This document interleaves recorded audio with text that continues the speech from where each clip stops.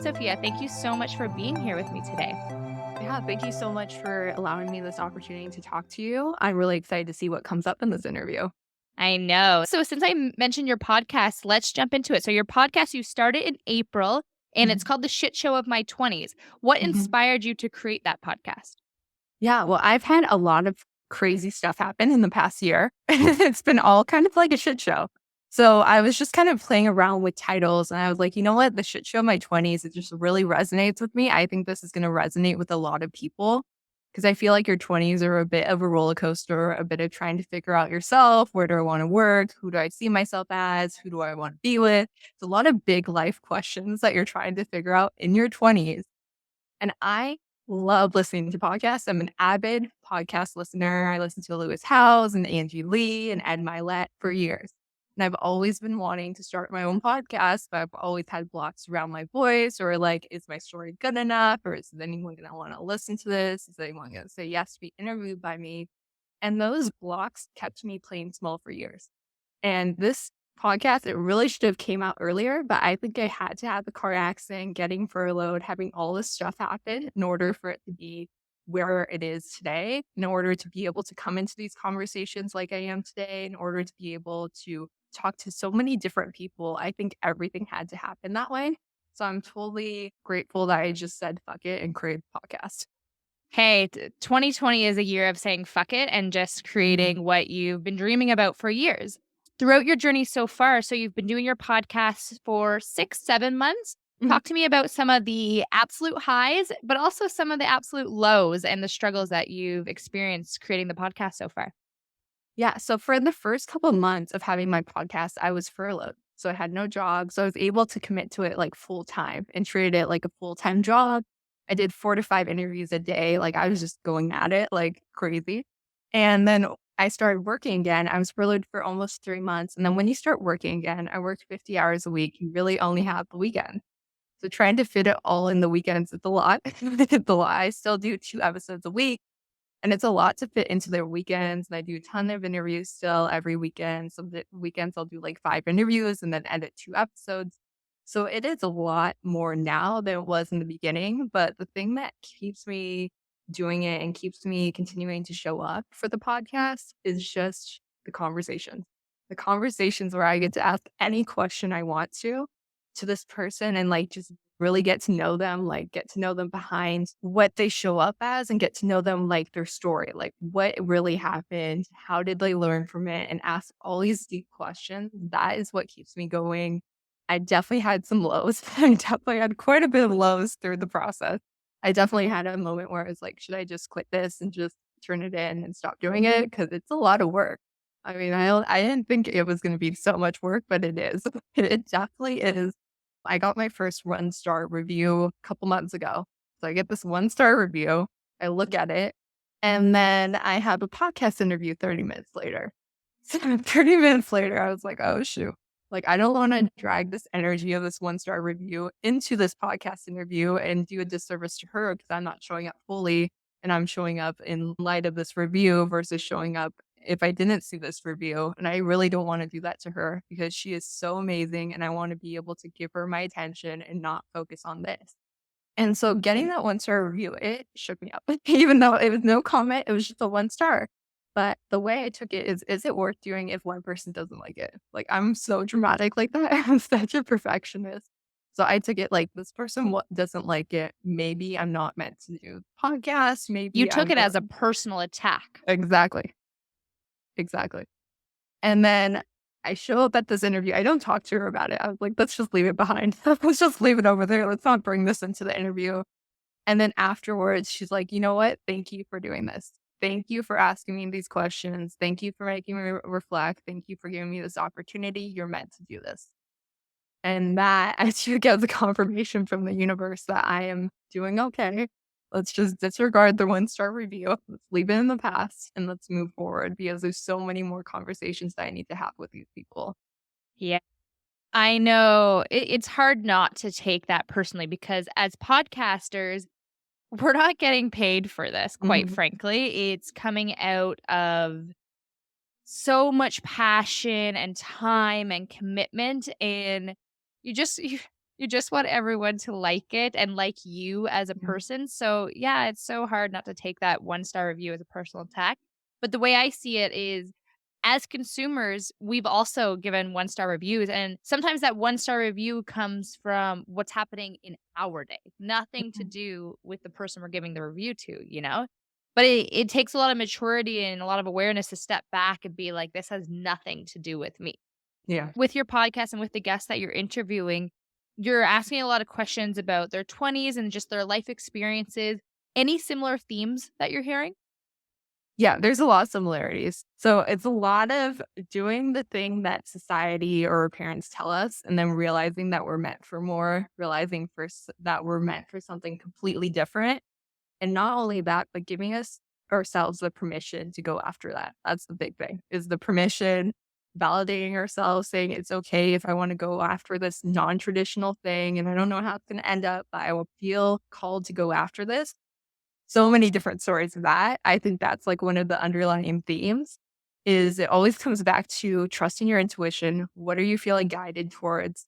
And allowing yourself to be pulled by that thing is a big thing. Because a lot of times we want to pull ourselves back from that thing because of limiting beliefs, because I'm not good enough, whatever it is.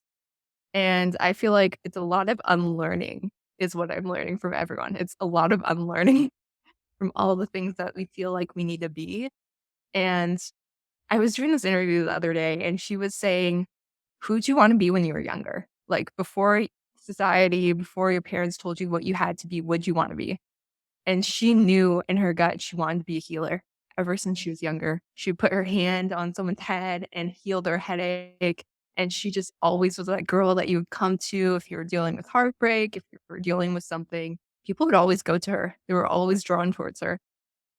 And she kind of shut that down for a little bit. And then she went in this marketing job and she just felt called to go back to the healing and called to go back to that thing. And when she was telling that story, I think about I've heard that story so many times. It's just going back to when I was younger, what did I want? What was I younger? What did I want to be? And just kind of going back to that place. What are those answers for you? For me, don't I think I've always been called towards coaching, called towards what I'm doing now. I'm getting a certification for NLP and for life coaching. And I've always felt called towards that. I definitely had a limiting belief come up because I spent over 3 grand on this course. And spending that much, it's kind of like, is it going to come back to me? Am I worthy of spending that much on myself? All of that came up for me. And when I had that conversation with her, she's for over a year. It's time to do it. That was really the real confirmation for me. That was time. I mean, like, it's been over a year that I wanted to do this. I keep on pushing it off. And I did have limiting beliefs around my age, around if I was smart enough, around all of that. But I think that's the thing I'm really feeling called towards. My friends call me if they're like going through something or if they need coaching or if they keep on holding themselves back. I've always been that girl. And I think when I was younger, I thought it was gonna end up being like a therapist or something like that. But what I'm feeling called towards right now is coaching. And I'm using the podcast. I'm doing different things so I can set up a life where I get to do retreats, I get to do coaching, I get to do the podcast full time.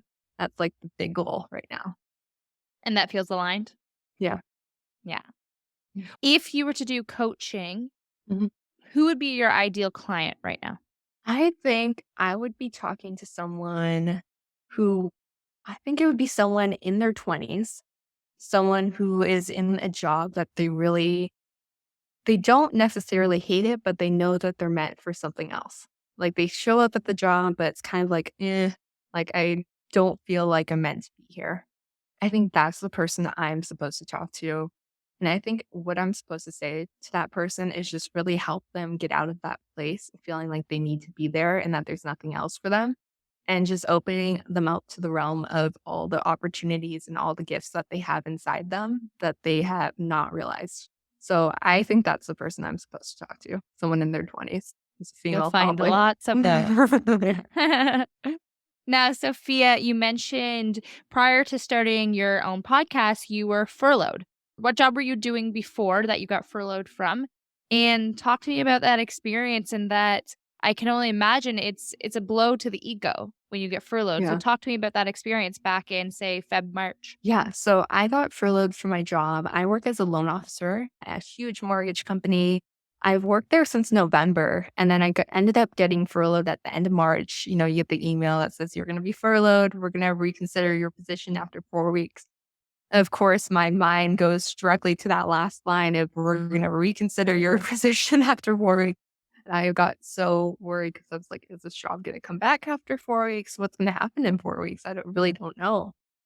And it was quite a struggle just to get this job because I came in as a 19-year-old, and they kind of saw my age as a liability. And I would go into interviews and they would ask me, like, how old are you? And then the entire energy would shift after that. And so it was quite a block just trying to get this job. And then I was like, what if this gets taken away and I have to go through the whole process again? So just getting that notice, it definitely brought up a lot of feelings of, am I still valuable if I don't have a job? Am I still valuable if I'm not making money?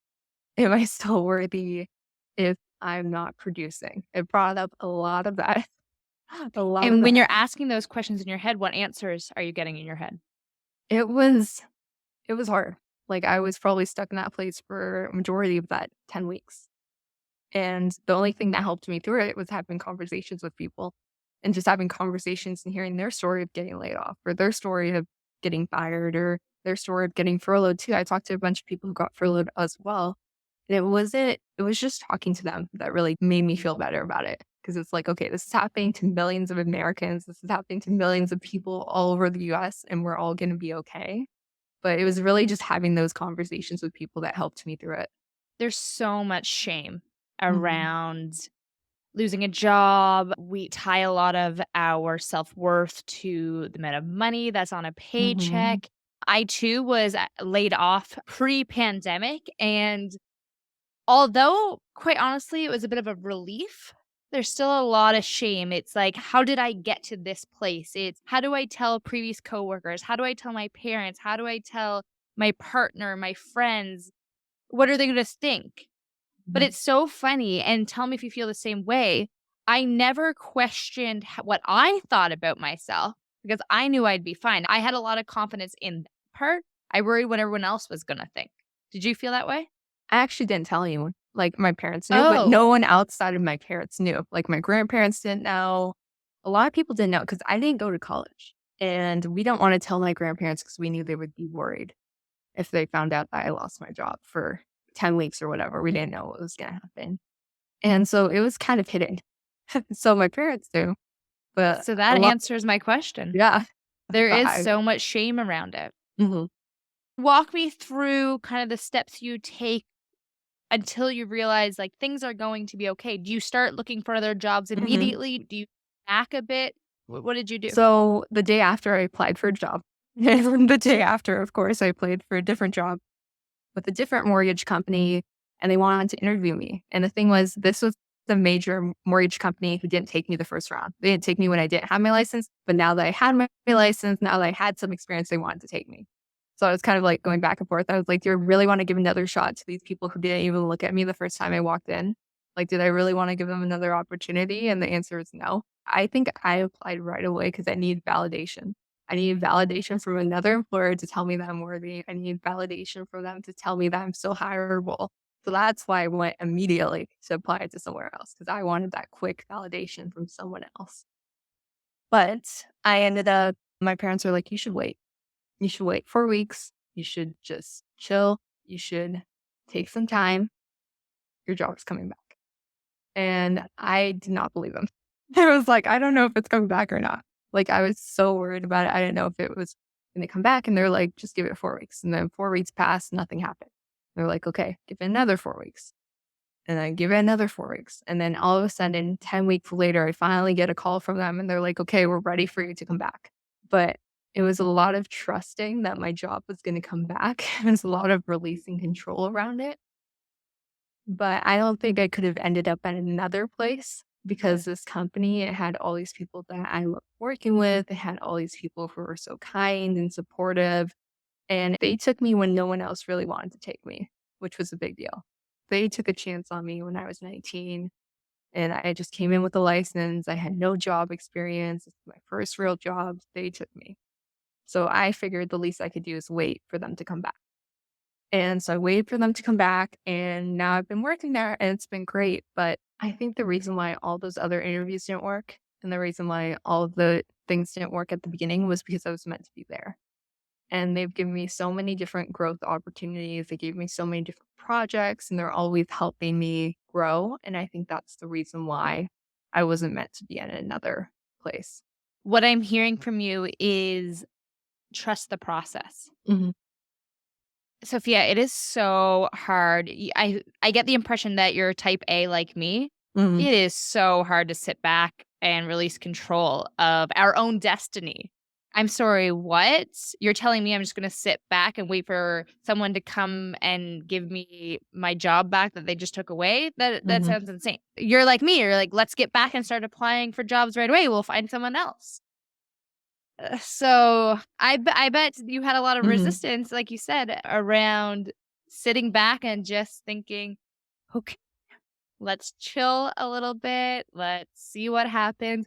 But what I love about what you said is they took a chance on you and no one else did. So it sounds like you had a lot of Hmm. loyalty and love Yeah. for those people. So you were willing to wait Yeah. a little bit. Definitely. I like that a lot. What I find interesting about your situation is you just turned 20, so you were 19 when you applied, you didn't go to college, Hmm. and you're essentially starting the job market and starting your career going into a pandemic. What has this situation taught you about careers and certainty overall? I think what it's taught me is even though the job that you think is for certain and you think is stable, it's not. Because I think so many of us walked in like before the pandemic and there's no way I'm losing my job. Like, there's no way I'm going to get furloughed. But I think it's really the control that we think we have is the illusion.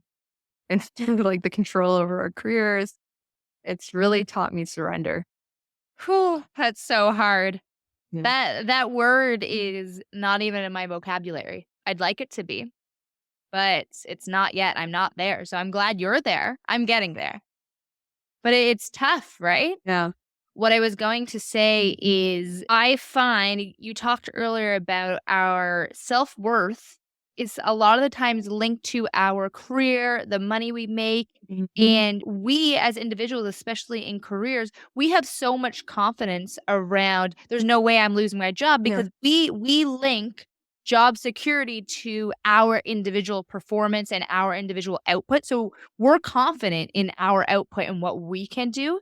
But a lot of the times, we forget about the whole economy that we have Mhm. absolutely no control over. And I find that this pandemic has really shaken things up.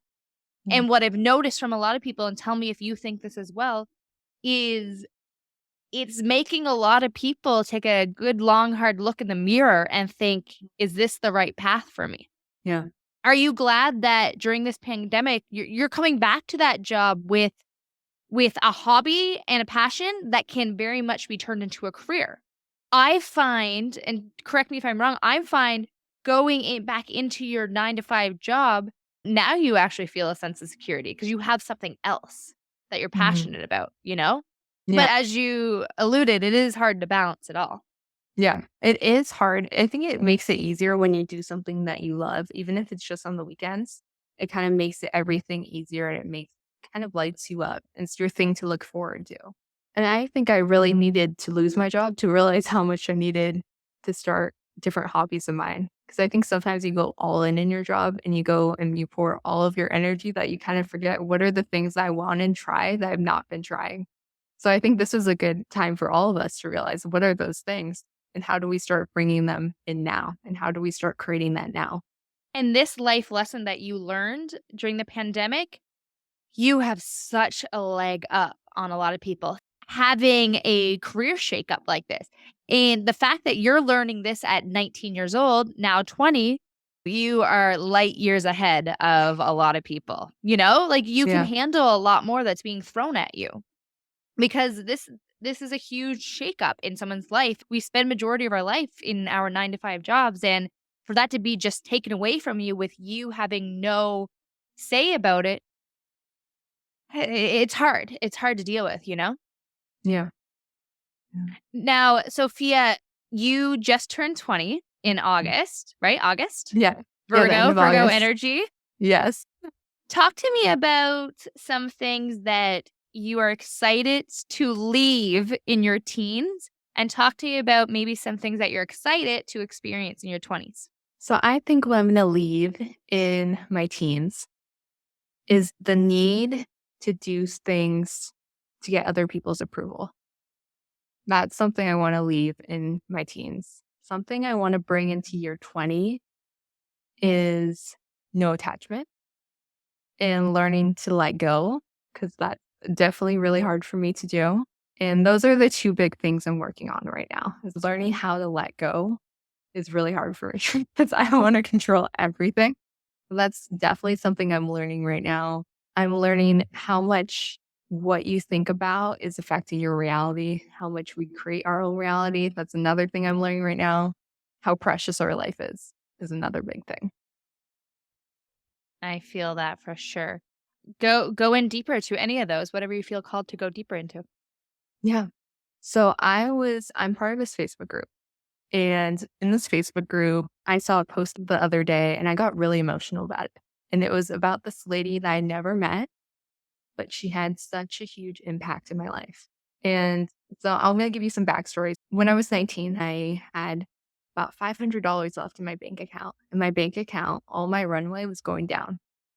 And this was in year 19. And then my dad kept on presenting this opportunity to me. He's like, look, I'll help you get your NMLS license. You can become a loan officer. You can do it for a couple of years, make a ton of money. This is what I made. Like last month, he showed me one of his paychecks and he's like, I'll help sponsor you. I'll help you with the process. And I said no. And I said no.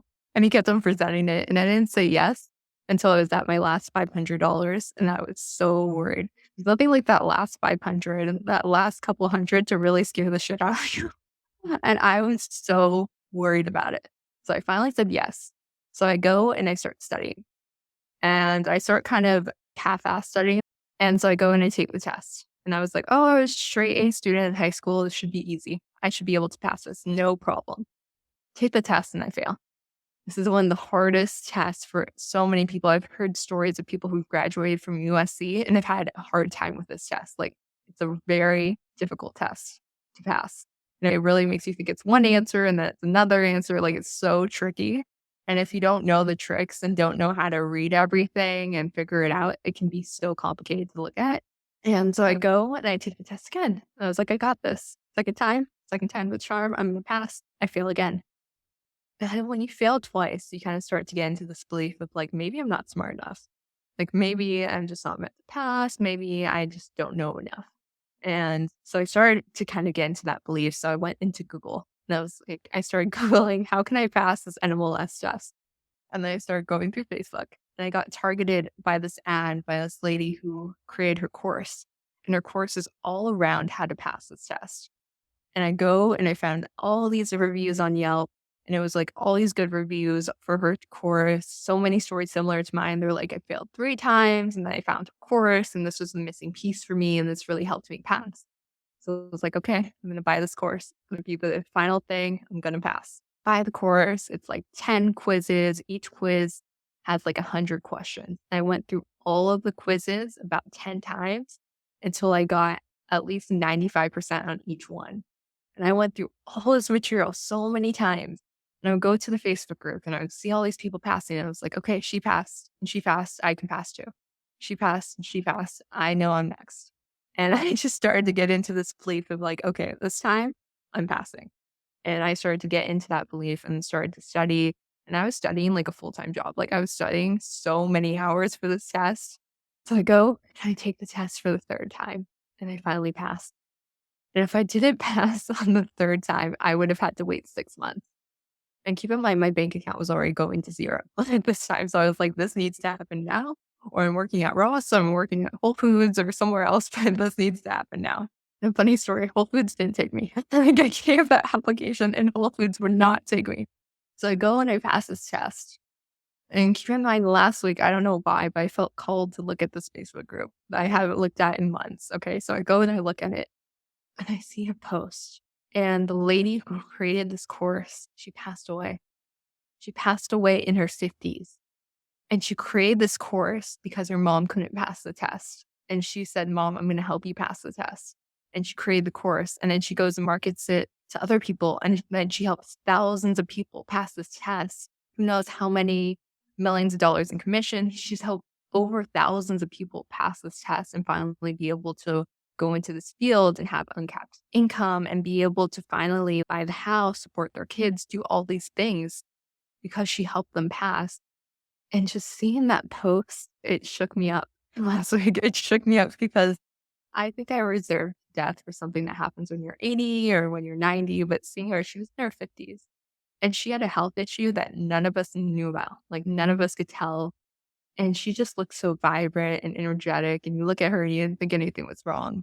And she just went, and I think she really just lived full out and lived and just helped all these people. And it was crazy looking through the comment sections. You just see thousands of comments of people's stories of how they passed, and then it helped them do this and it helped them create this opportunity for themselves.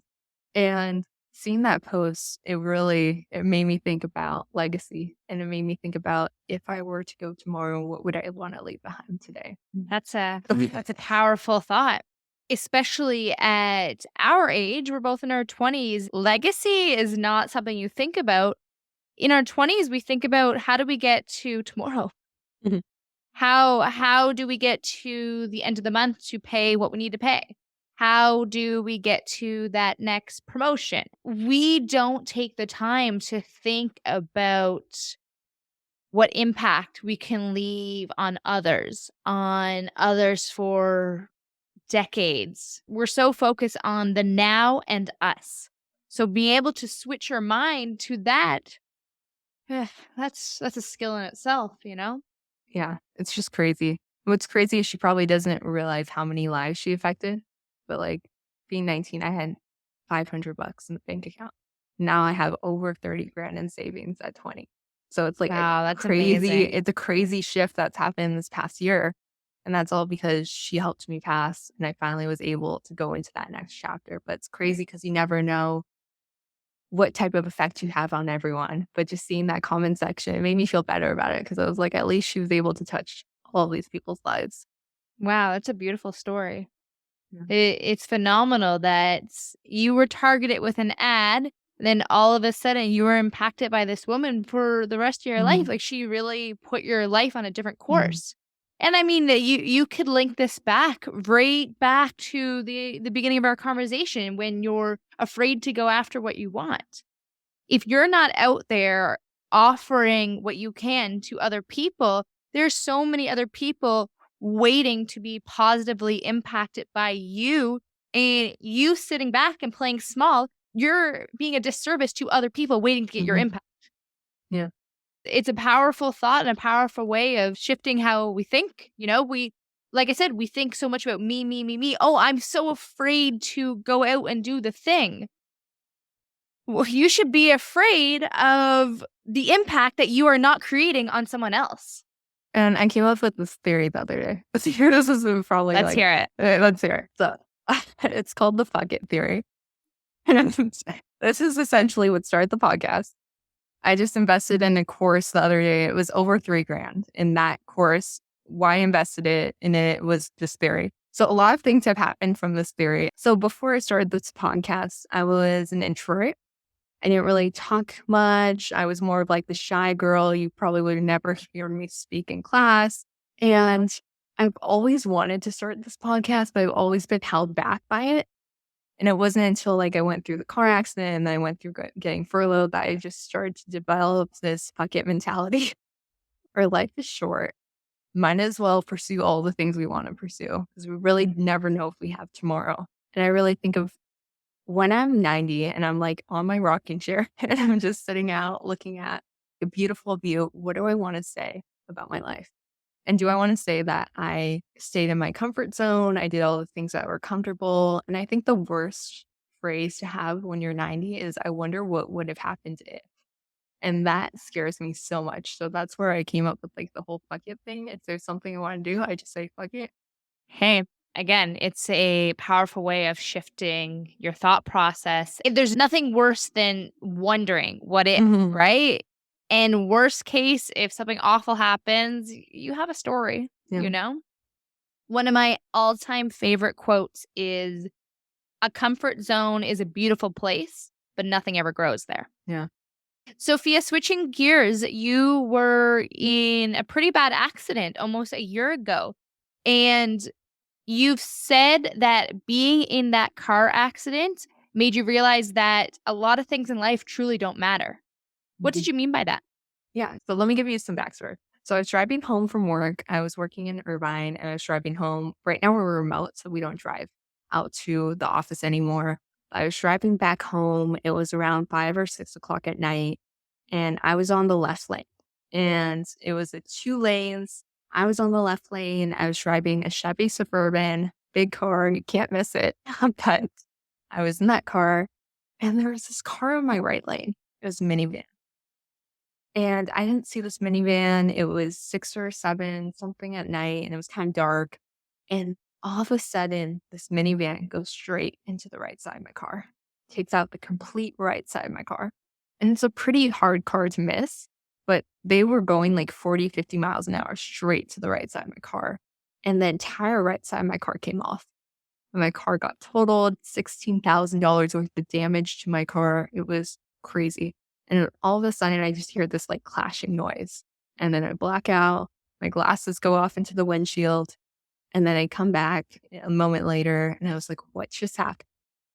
I was like so shocked. And then I managed to pull my car to the right side of the road, get out of it. And I look at the damage and I was like, oh my God, like this is awful. Like it looks pretty bad. But I still don't know how my car stopped that day. I don't know a lot of things about how they happened that day, but somehow my car stopped, which is so good because if it would have drifted into the left side of the road, there's all this incoming traffic going in the other direction. So if my car would have drifted, got hit right on by incoming traffic, who knows what would have happened? Like, who knows where that would have ended up? Another crazy part about the story is the hospital where I was born at. It was like you can walk to it. So I don't know if that was supposed to symbolize some type of rebirth, some type of realization, but that part I realized afterwards. So I get out of my car and I really wanted to yell at this lady. Like I really wanted to give her like all my opinion. And I get out of the car and I sit down on the cement. And I realize if I yell at this lady right now, is it really going to take back that minute that just happened? Is it really going to fix anything? No. It's just gonna add fire to the situation. It's not gonna fix anything. So why is it even worth wasting the energy yelling at the lady when that doesn't do anything? Let's call AAA. Let's sit down on the ground. Let's grateful that nothing happened to you. Nothing happened to the other lady. Your cars are damaged, but that can be fixed. And let's just sit down and be okay with it and just let go of your anger and just sit down and just call AAA. You're gonna be okay. But that was quite a realization moment for me because the day after I went directly back to work, everyone thought I was crazy. They're like, how can you go to work the next? I went directly back to work. But what that car accident really taught me is that we never really know. You never really know when you're just in the wrong place at the wrong time. Because quite honestly, that can happen. You can be walking, driver comes out of nowhere. You can be just minding your own business and you get hit. I think I reserved car accidents for something that happens when you're like speeding or when you're like doing something stupid. That's what I thought when car accident happened. I didn't realize you could just be in the wrong place in the wrong time and something can happen. And that definitely took a toll on me, on my sense of security in the car, feeling safe again. That was a whole different thing. Trying to feel safe. That was a whole process in itself. But I think the whole big lesson from the car accident is just doing whatever you want to do now. Because we never know when that car accident is going to happen. We never know when that last moment's going to be. So I think that was just really that and being furloughed together. Those happened within 6 months of each other. So those were two big things for me. But I'm grateful for both of them because if none of them happened, the podcast would never happen. And then I would have never talked to over 95 incredible people. That would have never happened. And all these opportunities that are coming out of it would have never happened. So I'm grateful for that car accident because it really made me realize what's important. In the car, the damage is really not important. The fact that I was alive and the fact that I made it out of the car, that was what was important. You have been through a lot of life lessons in the past year. And at your age, it's some of these lessons people in their 50s, 60s haven't even learned yet. You know, like life is absolutely fleeting. I too have been in a car accident. Yeah, it makes you take a deep breath and realize like, thank God I'm still here. That could have been a lot worse than it was. And I love what you said where it's like the car can be fixed. The fact that me and the other driver are okay, that's all that really matters. And what I like is it takes a lot of maturity to I would have lost my shit on this woman, to be honest. But it Mhm. takes a lot of maturity to be like, it's not worth my energy to yell at her right now because she's also been through something. And she, quite frankly, feels she's scared. She feels awful. She doesn't know the amount of money that's gonna come out of her insurance right now. For you, it's she's dealing with her own problems right Mhm. now. It's interesting also what you said about wrong place at the wrong time, and there is nothing we can do to control that either. What I was going to ask you next is I love the Instagram post that you posted about your mom and how you mentioned that over the past couple of years your relationship has got a lot closer and you spoke a bit about what you've done to make that relationship closer. Any women listening knows that the relationship between a mom and a daughter is it could be some of the worst days of your life, and it could also be one of the most beautiful relationships you ever had. You're coming out of your teens, I'm sure you too put your mom through a whirlwind of being an angry female teenager. I have my fair share as well, but talk to me about kind of what has changed and what you recommend to someone who might be trying to get a better relationship with their mom. Yeah. So back in high school, I was in this relationship. Was with my first boyfriend. We were together for 8 months, freshman year of high school. And I made this guy my everything. Like I was so obsessed with him. I thought this is the one, this is gonna be everything. And we get in 8 months in, and I'm going with my confirmation group to this church event, huge event at the Anaheim Convention Center. It's thousands of us together. And I'm in the bus going to this event. And I'm talking with my friend. And then I look down at my phone and I see a text from him and it says, "I'm sorry, Sophia. I just can't do this anymore. I just don't love you anymore." And I remember seeing that text, and that text broke my heart. I started to take on this identity of I'm unlovable. And that identity carried with me for a while. And it started to lead, all my behaviors started to lead to that. So I started drinking, I started binge eating, I started going into all these behavior patterns that were really unhealthy because I truly believed that I was unlovable. And while I was going through that, I think my mom could tell that I was having a rough time. And I think she could tell. And I had to reach a point where I started to have acid reflux attacks. I started to have higher blood pressure. Ended up gaining 30 pounds in the span of 3 months. And you're in And your teens. yeah, Like, you that should was not be having those health issues. yeah, exactly. Yeah, that was like freshman, sophomore year of high school. All that stuff was happening. And I was taking it so hard. It wasn't until I went to the doctors and they're like, there's something up with you. And it wasn't until that happened. And then I had this really bad acid reflux. And those two things happened. And I was like, okay, I can't do this to myself anymore. This is destructive. This is not ending up well. And so I started to Google, how do you get over a binge eating disorder? And then I started going to YouTube and I started going through all these different videos. And I found this video with this vegan YouTuber, and she was talking about how going on a plant-based whole foods diet really helped her. So I was like, okay, this is worth trying because I've been yo-yoing for years and I've been like just going back and forth, and I'm obviously not doing anything to help the situation. So I'm willing to try anything at this point. So I go and I try it, and it ends up helping me so much. My energy level was so much different afterwards. I end up losing the weight, and then I started to feel better. And then I realized all the things I was suppressing during that time, they all came back up again. So I was like, now it's time to work on all those things. So I start to Google, how do you get over your ex? And I started go through all of these different articles, and they kept on linking back to personal development. So I was like, okay, what's personal development? Like, what is this? Obviously, I need some of this because it keeps on coming up over and over again. And so I started going through all these things, and somehow I stumble upon Lewis's House School of Greatness podcast. And so I start listening, and slowly listening to these episodes, I start to get back to the place of who was Sophia before the relationship. Episode by episode, I started to finally get back to the place.